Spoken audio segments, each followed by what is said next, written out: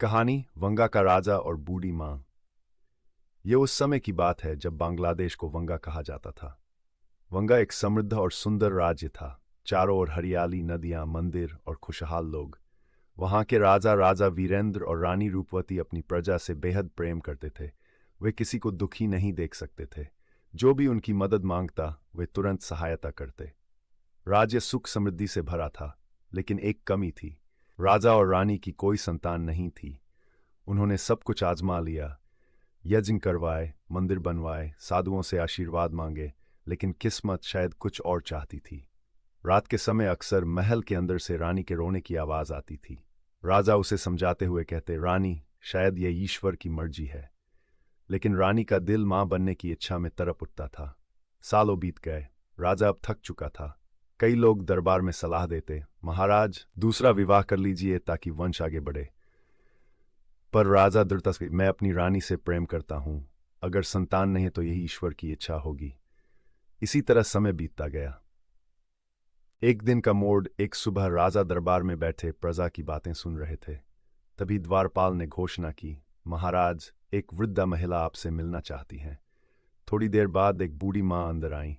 उनके कपड़े फटे हुए थे, हाथ में लाठी थी और चेहरे पर वर्षों की थकान झलक रही थी।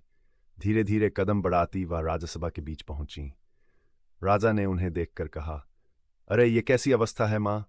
हमारे राज्य में कोई दरिद्र कैसे रह गया? मुख्यमंत्री बोला, महाराज, ये हमारी प्रजा की नहीं लगती, शायद किसी दूसरे राज्य से आई हैं। राजा ने स्नेह से पूछा, मां, आप कहाँ से आई हैं? वृद्धा बोली, राजन, मैं आपके पड़ोसी राज्य से आई हूं। वहां मुझे कोई सहारा नहीं मिला। सबने कहा कि अगर कोई राजा मदद करता है तो वो आप हैं, इसलिए मैं यहां आई हूं। राजा ने कहा, अरे तुम तो हमारी मां समान हो, बताओ क्या चाहिए?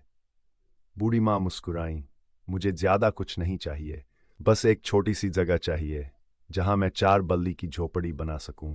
राजा ने कहा, बस इतनी सी बात? मां, तुम चाहो तो मैं तुम्हें जमीन, धन या खेती के लिए खेत दे सकता हूं, या फिर महल से भोजन का भी प्रबंध कर दूं। वृद्धा बोली, नहीं राजन, मुझे बस एक छोटी सी जगह चाहिए, लेकिन वो नदी के किनारे हो। राजा थोड़े हैरान हुए, नदी किनारे ही क्यों मां?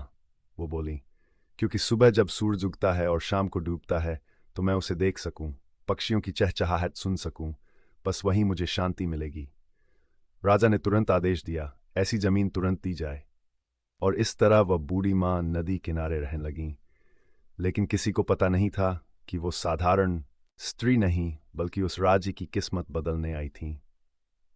आगे क्या होगा? क्या बूढ़ी मां राजा को कोई वरदान देंगी, या उनके जीवन में कोई अद्भुत चमत्कार होगा?